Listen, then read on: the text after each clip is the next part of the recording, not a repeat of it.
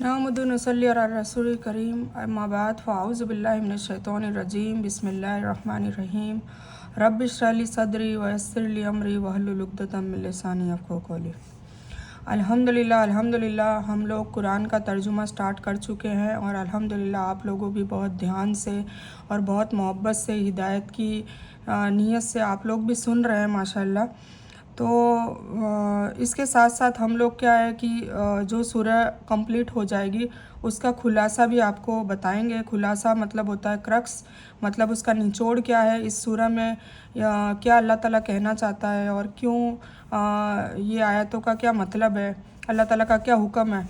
तो वो हम हमारी लेमन लैंग्वेज में समझेंगे तो हमें समझ में आएगा कि हर सूरह का एक मकसद है, हर सूरह नाजिल होने का मकसद है अल्लाह ताला का, उसमें कोई ना कोई एक हुक्म है, फरमान है, हुजूर पाक सल्लल्लाहु अलैहि वसल्लम की टीचिंग्स है। तो वो हम पढ़ेंगे तो इंशाल्लाह हमें बहुत अच्छे से सूरह भी और तरीके से समझ में आ जाएगी इंशाल्लाह। तो कुल मिला के उसका मफ़हूम हम बयान करेंगे कि भाई ये क्या है, क्यों है, ठीक है। उसके पहले मैं कुछ चीज़ें बयान कर दूं क्योंकि ये शुरू हम आज सूरह फातिहा का खुलासा करेंगे। सूरह फातिहा का क्रक्स होगा, उसका निचोड़ होगा। तो अल्लाह ताला ने हुजूर पाक से हमने कहा है कि बल्लिगु अन्नी वलव आया, मतलब एक ही आयत अगर हो अगरचे मेरी तरफ से तो पहुंचा दो, है ना, पहुंचा दो मेरी तरफ से अगरचे एक ही आयत हो। मतलब एक आयत अगर आपको समझ में आ रही है तो आप लोगों तक पहुंचाएं, आप पर फ़र्ज़ है, ठीक है। इसे ही कहते हैं तबलीग, ठीक है। मतलब अम्र बिन मारूफ़ और नही अनिल मुनकर, नेकी की तरफ इंसान जो मुसलमान है, सच्चा मोमिन है, मुत्तकीन है, वो नेकी की तरफ बुलाता है और बुराई से रोकता है। अब्दुल्ला बिन अम्र रज़ियल्लाहु ताला अन्हु ने बयान फरमाया कि नबी करीम सल्लल्लाहु अलैहि वसल्लम ने फरमाया, ये बुखारी की 3461 हदीस है कि पहुंचा दो मेरी तरफ से अगरचे एक ही आयत हो। मतलब हुजूर पाक सल्लल्लाहु अलैहि वसल्लम की जो उन पे नाजिल हुआ जो कुरान पाक, और एक एक आयत भी अगर आपको समझ में आ रही है तो आप लोगों तक पहुंचाएं, आप उस पर भी आप भी अमल करें, उससे नसीहत हासिल करें, इस्लाह करें, हिदायत पाएँ और लोगों तक भी पहुंचाएं। इसलिए हमें कुरान व हदीस की जो भी बात जो हम पढ़ रहे हैं वह दूसरों तक मोहब्बत और हिकमत के साथ बेहतरीन अंदाज में लोगों तक पहुंचानी है, ठीक है। और हाँ, इसमें अपना वक्त, पैसे और सलाहियत को भी हमें लगाना है क्योंकि अल्लाह ताला ये सवाल क़यामत के दिन हमें करेगा कि जो चीज़ उन्होंने नेमत के रूप में हमें दी है, चाहे वो दौलत हो, चाहे टाइम हो, चाहे कोई टैलेंट हो, तो वो सारी चीज़ों का उन्होंने इस्तेमाल मेरी राह में कहाँ किया, कैसे किया, कब किया, ये सारी चीज़ों का हमें सवाल जवाब होगा। तो इंशाअल्लाह हम उसको ज़ाया नहीं कर हम दीन के कामों में उसको लगाएंगे और जो लोग इस काम में लगे हुए हैं उनकी भी मदद हमें करनी है, ठीक है। तो ये तो हो गया थोड़ी सी बात। बाकी कुरान से क्या है, क्या हमें फ़ायदे हैं, तो कुरान से ही हिदायत मिलेगी और जो मुत्तकीन होंगे वो ही कामयाब होंगे। कुरान पाक में 114 सूरतें हैं, इसमें 14 सजदे आते हैं। जब भी सजदे आए तो आप पर वाजिब है कि आप सजदा करें, अगर उसी वक्त कर ले सबसे अफजल है, अदरवाइज़ आप एक साथ 14 सजदे भी कर सकते हैं। बाकी इसमें तौहीद, रिसालत और आखिरत की बात है, आदम अलैहिस्सलाम से लेकर मोहम्मद सल्लल्लाहु अलैहि वसल्लम की बात है, उनकी स्टोरीज़ है, कहानी है, मिसालें हैं, ताकि हम उससे मैसेज लें, इबरत हासिल करें। कौमों की बात है जिन्होंने नाफरमानी की और सज़ा दुनिया में ही पाई, ये सब बताया है। हर कौम का अलग गुनाह और अलग अजाब बताया गया है। फ़िरौन, नमरूद, हामान जैसे लोगों की तमाशची पर ज़ोरदार पकड़ है, उनकी तानाशाही पर ज़ोरदार पकड़ है। लुकमान, जुल्करनैन जैसे इंसाफ पसंद को आखिरत के साथ साथ दुनिया में भी शोहरत दी, ये बताया गया है, ठीक है। हालांकि उनका कोई वो लक़ब, कोई मर्तबा नहीं था, पर उनकी जो सिफत है, उनकी जो इंसाफ पसंद जो उनके अखलाक थे, उससे राज़ी होकर अल्लाह ताला ने कुरान पाक में भी उनका तज़किरा कर दिया। तो ये भी बात बताई है कि अल्लाह ताला अगर हमसे राज़ी होता है तो लोगों से कैसे मोहब्बत उनके दिलों में अपने लिए डाल देता है। फिर नबियों की बीवियां हैं और गुनाहगार हैं, ये भी बताया। मतलब इससे बात वाज़ेह कर दी कि कोई नबी रसूल भी हमें नहीं बचा सकता, हमारे आमाल ही बचाएंगे, क्योंकि अगर बचा सकता होता तो नूह अलैहिस्सलाम की बीवी और लूत अलैहिस्सलाम की बीवी को अजाब नहीं होता और न ही वो जहन्नमी होती, ठीक है। तो नबियों की बीवियों का तज़किरा है कि वो गुनहगार है, तो फिर अजाब की बशारत उनको दे दी, नूह अलैहिस्सलाम और लूत अलैहिस्सलाम की बीवी को। इसी तरह कोई गुनहगार बंदा है जैसे फ़िरौन है जो खुद को खुदा कहता था, उसकी बीवी आसिया, उनके ऊपर अल्लाह ताला ने रहमत बरसाई क्योंकि वो तौहीद और अल्लाह की रज़ा के लिए कामों के लिए वो काम किया करती थी। उसने उसके लिए बहुत मुसीबतें झेली, फ़िरौन ने काफ़ी उस पर जुल्म किया, तो उसकी अल्लाह की रज़ा के कामों को उसका सराहा गया और जन्नत में उसको आला मुकाम दिया गया। तो कुल मिला के हमें ये इससे वाज़ेह होता है कि कुरान बार बार यही समझाने की कोशिश कर रहा है कि हमारे अमाल ही हमारे काम आएंगे और कोई हमें बचा नहीं सकता। हमारे अमाल अच्छे होंगे तो अल्लाह ताला राज़ी होगा, अल्लाह राज़ी होगा तो जन्नत मिलेगी। अगर हमारे अमाल ख़राब होंगे, अल्लाह की नाफरमानियाँ करते रहेंगे, गुनाह करते रहेंगे, तो फिर हमें जहन्नम भी मिल सकती है।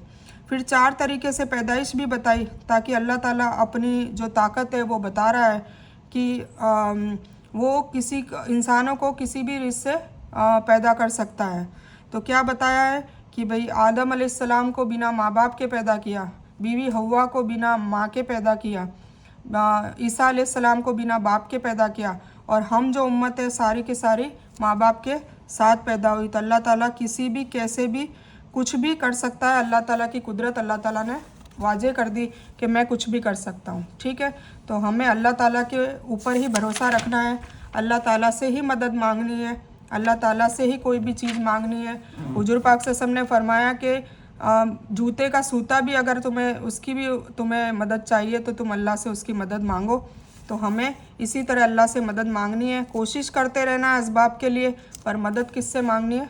बेशक अल्लाह ताला से। तो हम शुरू करते हैं। सबसे पहली जो सूरह है उसका क्रक्स, उसका खुलासा। तो जो सबसे पहली सूरह है वो उसका नाम है फातिहा। इसका नाम ही रखा गया है फातिहा। फातिहा का मतलब होता है शुरुआत, तो इसीलिए इसका नाम फातिहा रखा गया है। और ये मक्की सूरत है। मक्की सूरत मैंने आपको कुरान के तर्जुमे में भी बता रखा है।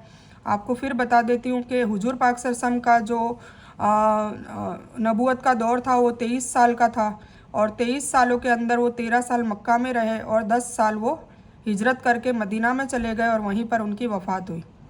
तो जब वो मक्का में रहे 13 साल, तो जब भी उन पर वही नाजिल होती थी तो वो मक्की होती थी, चाहे वो मक्का के अंदर ही हो या मक्का के इर्द गिर्द हो या कहीं भी दूर दराज हो, वो मक्की सूरत कहलाती थी जब तक हुजूर पाक सल्लल्लाहु अलैहि वसल्लम ने हिजरत नहीं की थी। फिर जब वो हिजरत करके मदीना में गए और मदीना से वो कभी उम्रा करने, हज करने मक्का आते थे, तो जब मक्का में उनके ऊपर नाजिल होती थी तो वो सूरत मदनी ही कहलाती थी, क्योंकि वो मदनी दौर था। ठीक है, और एक चीज़ और बता दूं कि मक्की सूरतें जो होती थी उसमें ऑलमोस्ट तौहीद और आखिरत की बात हुआ करती थी, क्योंकि उस वक्त इस्लाम नहीं आया था। तो नए नए इस्लाम में लोग आते थे तो उन्हें सबसे पहले तौहीद का तस्करा किया जाता था, एक अल्लाह का माबूद और वजूद बताया जाता था, और आखिरत का डर बताया जाता था कि अगर तुम एक अल्लाह को नहीं मानोगे, अगर तौहीद पर नहीं आओगे, अगर शिर्क करते रहोगे, अगर बुत परस्ती करते रहोगे, तो तुम्हारी आखिरत ख़राब है, और आखिरत में जहन्नम भी है, जन्नत भी है, और कब्र का अजाब भी है। तो ये सारी चीज़ों से डर लगाया जाता था। तो मक्की सूरतों में तौहीद और आखिरत की कसरत से बात हुआ करती थी और होती रहती है। तो जब भी हम मक्की सूरत पढ़ेंगे तो हमारे दिमाग में आ जाना चाहिए कि अब इस सूरत में ज़्यादातर तौहीद और आखिरत की बात होगी, उसका तज़किरा होगा। और जो मदनी सूरत है उसमें इस्लाम परचम पे लहरा चुका था, काफ़ी लोग मुसलमान हो चुके थे।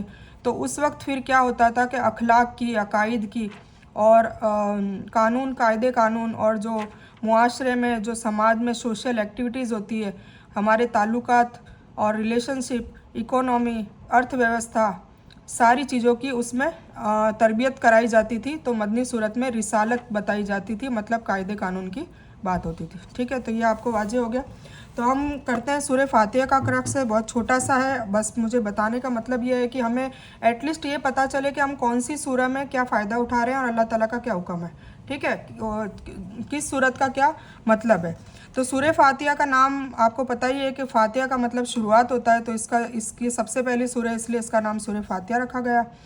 और बिस्मिल्लाह की बरकत भी बताई गई, ताकि आदत बनानी चाहिए कि हमें कोई भी काम हो, छोटा मोटा कैसा भी काम हो, हर काम के आगे, वैसे तो हर काम के लिए अल्लाह ताला ने, हुजूर पाक से हमने हमें टीचिंग्स दी है कि उसकी एक पर्टिकुलर दुआ है, सोने के पहले, खाने के पहले, सोने के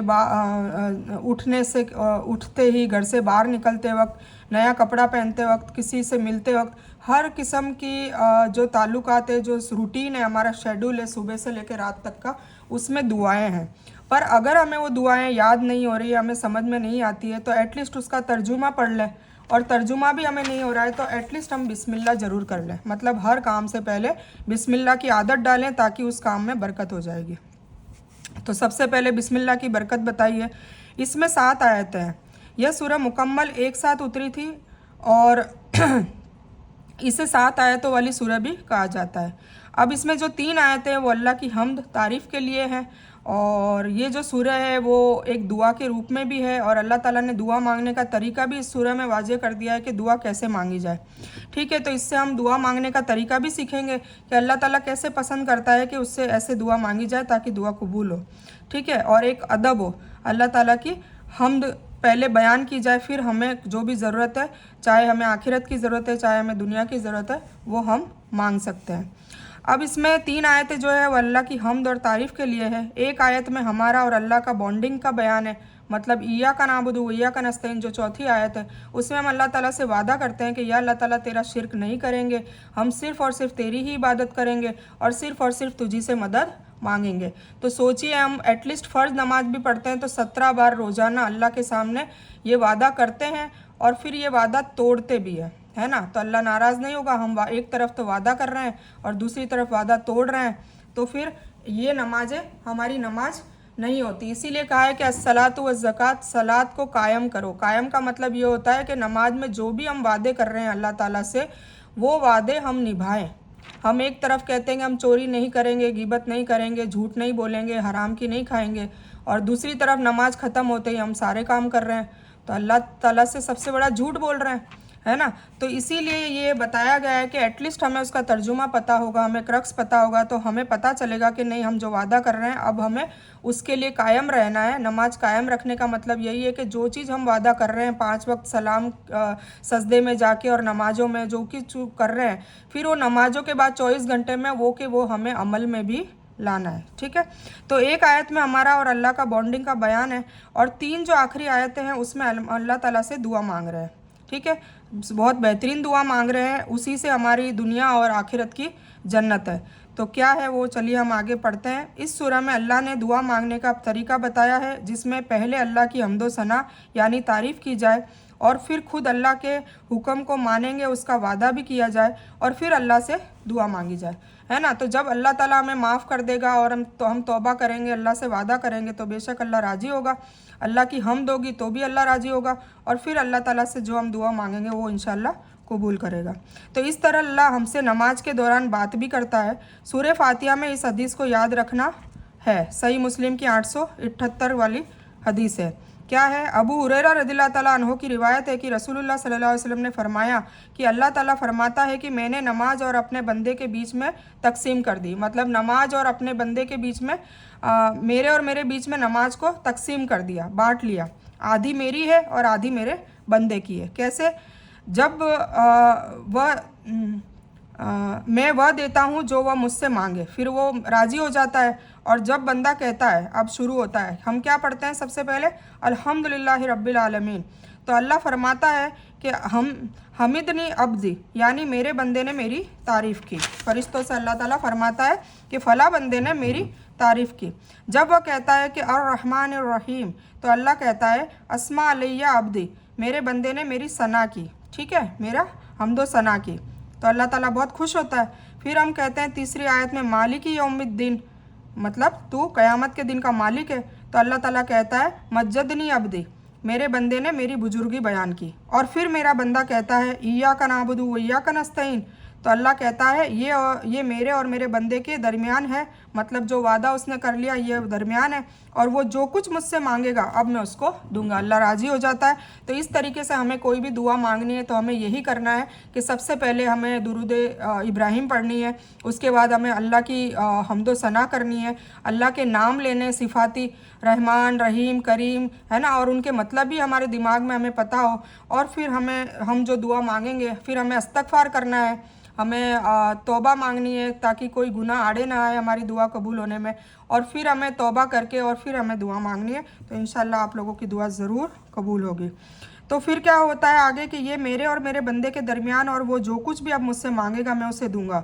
پھر وہ جب کہتا ہے 5 6 7 آیت میں کیا کہتا ہے؟ اہدنا الصراط المستقیم اور ولد الضالین آمین تک جب وہ کہتا ہے تو وہ کیا کہہ رہا ہے؟ وہ کہہ رہا ہے کہ یا اللہ تعالیٰ مجھے ہدایت کا راستہ بتا، میں بہت کنفیوز ہو گیا ہوں، کتنے سارے فرقے پڑ گئے ہیں، کتنے سارے گٹ پڑ گئے ہیں، یہودی اور نصارہ کا بھی وہ اگزامپل دیتا ہے۔ تو وہ بندہ کہہ رہا ہے کہ میں کنفیوز ہوں، مجھے سیدھا راستہ بتا، اور مجھے سیدھا راستہ ان لوگوں کا بتا جن کو تو نے انعام دے دیا جنت کا، ہے نا؟ کس کو دیا؟ انبیاؤں کو، رسولوں کو، شہداؤں کو، شہیدوں کو، نیکوکاروں کو، ہے نا؟ تو ان لوگوں کا راستہ تو مجھے بتا جو توحید پر چلے، اور تو راضی ہو گیا، وہ تجھ سے راضی ہو گئے، تو نے جنت کی بشارت دے دی۔ تو ایک تو ہم یہ دعا مانگ رہے ہیں، سیدھا راستہ دکھا، یہ مانگ رہے ہیں سیدھا راستہ ان لوگوں کا دکھا جس کو تو نے جنت انعام دے چکی ہے، اور پھر ان لوگوں کا راستہ مت دکھانا، یہ اور دعا مانگتے ہیں غیر المغضوب علیہم ولا الضالین، ان لوگوں کا راستہ مت دکھانا جس سے تو مطلب جس کو تو عذاب دے گا اور جو گمراہ ہو گئے، ہے نا؟ تو مطلب اشارہ یہودی اور نصارہ کی طرف ہے، پر یہ ہم لوگوں پہ بھی لاگو ہوتا ہے، کیونکہ قرآن ہر دور میں ہر لوگوں کے اوپر لاگو ہوتا ہے۔ ایسا نہیں کہ پاسٹ کی باتیں ہیں، وہ فیوچر میں بھی اور قیامت تک وہ ہر امت کے اوپر وہ لاگو ہوتا ہے، تو ہمیں اپنے آپ پر بھی لینا چاہیے۔ یہودی کا مطلب یہ ہے کہ اللہ تعالیٰ نے ان کو علم دیا، اتنا علم تھا کہ ان کی انگلیاں سیاہی سے بلیک ہو جاتی تھی، ٹھیک ہے؟ اخبار ہی ان کو کہا جاتا تھا، مطلب اتنے پنے پلٹتے تھے اور اتنا علم تھا، پر علم ہونے کے باوجود بھی انہوں نے اللہ تعالیٰ کا حکم نہیں مانا، تو اللہ تعالیٰ ان سے بہت ناراض ہے۔ اور نصارہ جو ہے، عیسائی ہے، وہ کنفیوز ہے، انہیں پتہ ہی نہیں علم کیا ہے نا؟ وہ کنفیوز ہے۔ تو دونوں ٹائپ کے لوگوں سے بچنے کے لیے کہا ہے، اور دونوں ٹائپ کے لوگ گمراہ ہیں، تو اللہ تعالیٰ ایسے لوگوں سے ہمیں بچائے، ہم یہ بھی دعا مانگتے ہیں۔ اور پھر اللہ تعالیٰ کیا کہتا ہے کہ جو کچھ اب یہ مانگے گا سب کچھ اسے ملے گا۔ یہ مسلم کی 878 حدیث ہے۔ تو یہ تھی سورہ فاتحہ کا کرکس، مطلب ہمیں دعا مانگنے کا طریقہ اللہ نے سکھا دیا۔ ہمیں اللہ تعالیٰ کی پہلے حمد کرنی ہے، توبہ مانگنی ہے، حضور پاک صلی اللہ علیہ وسلم پہ درود بھیجنا ہے، اور پھر ہمیں دعا مانگنی ہے، تو بے شک ہماری دعا قبول ہوگی۔ دعا مانگنے کے طریقے ہوتے ہیں، دعا مانگنے کا ٹائم ہوتا ہے، اور صرف دنیا نہ مانگے۔ اللہ تعالیٰ یہ بھی فرماتا ہے کہ جو جیسی دعا مانگے گا اس کو میں وہ دے دوں گا، تو جو دنیا مانگے گا ان کو دنیا دے دوں گا، جو آخرت مانگے گا ان کو آخرت دوں گا، جو دونوں مانگیں گے ان کو دونوں دوں گا۔ تو سب سے بیسٹ دعا ہے ربنا آتینا فی الدنیا حسنۃ وفی الآخرۃ حسنۃ وقنا عذاب النار۔ یہ ہمیشہ اپنی دعاؤں میں رکھیں، تاکہ اللہ تعالیٰ آپ کی زندگی بھی خوشحال کر دے، آپ کی آخرت بھی خوشحال کرے، اور آپ کو جہنم کی آگ سے بچائے۔ اور اللہ تعالیٰ یہ بھی فرماتا ہے کہ جس نے صرف دنیا مانگی اس کے لیے آخرت نہیں ہے نا؟ تو دنیا دے دے گا، گاڑی، بنگلہ، دولت، شہرت، پر یہ سب فنا ہونے والی چیز ہے۔ تو ہمیں ایسی دعا مانگنی ہے جس میں ہم دنیا میں بھی خوش رہیں، ہے نا؟ اور ہم آخرت میں بھی خوش رہیں۔ تو آئی ہوپ آپ کو یہ سمجھ میں آ گئی ہوگی۔ سورہ فاتحہ کا جو کرکس تھا میں نے آج آپ کو بتا دیا۔ تو یہ سورہ فاتحہ کیوں ہے، کیا ہے؟ حالانکہ اس کی اگر تفصیل بتائی جائے تو بہت بڑی ہے، بہت دن لگ سکتے ہیں، پر بس میرا مقصد یہ ہے کہ بس آپ کو اتنا ایٹ لیسٹ سمجھ میں آ جائے کہ کس سورہ کا کیا مطلب ہے، کیا مقصد ہے، ٹھیک ہے؟ بڑی بڑی باتیں تو آپ یوٹیوب پہ بہت سنتے ہوں گے، پر میرا مقصد بس اتنا ہی ہے کہ بس ایٹ لیسٹ آپ کو آپ کے دل و دماغ میں ہر سورہ کا مقصد سمجھ میں آ جائے، اور اس مقصد کے حساب سے ہم اپنے اعمال کو سدھار لیں، ٹھیک ہے؟ تو یہ سورہ فاتحہ کا کرکس تھا۔ تو میں اس بیان کو یہی مکمل کرتی ہوں۔ اس بیان میں کچھ بھی دین کی اچھی اور حق بات آئی ہے وہ صرف اور صرف اللہ کی طرف سے ہے، اور بری یا غلط بات جو غلطی سے یا جذبات میں آ کر میرے منہ سے کچھ بھی غلط ورڈ یا کوئی بات نکل گئی ہو تو میری طرف سے ہے، اور اس غلطی کے لیے میں اللہ عز و جل سے اور آپ سبھی لوگوں سے معافی کی طلبگار ہوں۔ میں کوئی عالمہ نہیں ہوں، صرف طالب علم ہوں۔ اللہ میری کوشش سے آپ سبھی کو صحیح نفع بخش علم پہنچائے، اور میں آپ لوگوں کی ہدایت اور حکمت میں صدقہ جاریہ بنوں، بس میری یہی تمنا ہے۔ آمین ثم آمین یا رب العالمین۔ ربنا آتینا من لدنک رحمۃ وہیئ لنا من امرنا رشدا۔ اللہم صلی علی محمد وعلی آل محمد کما صلیت علی ابراہیم وعلی آل ابراہیم انک حمید مجید۔ اللہم بارک علی محمد وعلی آل محمد کما بارکت علی ابراہیم وعلی آل ابراہیم انک حمید مجید۔ وآخر دعوانا الحمد للہ رب العالمین۔